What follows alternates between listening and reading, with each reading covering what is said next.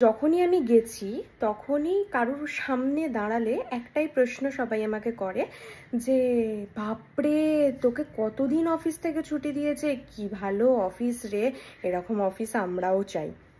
এই প্রশ্নটা সবাই করে। আর আমি জানি না কেন আমার উত্তর একটাই থাকে, সেটা হচ্ছে একটা ছোট্ট হাসি। আমি কোথাও উত্তর দিতে পারি না, আমি বলি হ্যাঁ সেটাই। সো আমি তোমাদের এর উত্তরটা আজকে দিচ্ছি। চলো আগে, এই হচ্ছে আমার সিস্টেম, ঠিক আছে? কাজ চলছে, এখন বাজে হচ্ছে 10:30। সো কাজ চলছে। এই হচ্ছে আমার চেয়ার, যে সিস্টেম আমি এমনি অন করে বসে নিই। বুঝতে পেরেছো যে আমি এক্স্যাক্টলি কি করছি, কতটা ছুটিতে আছি, আর আমার অফিস কতটা আমাকে ফ্রি রেখেছে। যখন মহা অষ্টমীর দিন সবাই অঞ্জলি দিচ্ছে, আমি তখন সিস্টেমে বসে আছি, আমাকে কাজ করতে হচ্ছে, আমার প্রচুর প্রেশার। আমাদের অফিস থেকে ভাবে যে এরা বাড়ি গেছে, প্রচুর আনন্দ করবে, চলো এদেরকে কাজ চাপিয়ে দিই।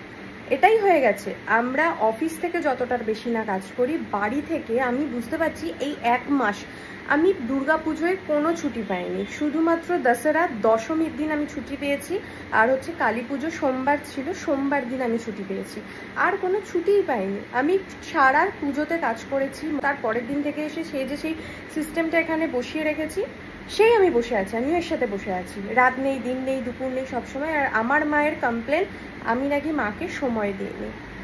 আমি কি বলবো আমি বুঝে উঠতে পারছি না। তো তোমাদের উত্তর তোমরা পেয়ে গেছো, আমি কতটা ছুটিতে আছি, আর আমার অফিস ঠিক কতটা ভালোভাবে ভালোবেসে আমাকে, মানে কি আর বলবো।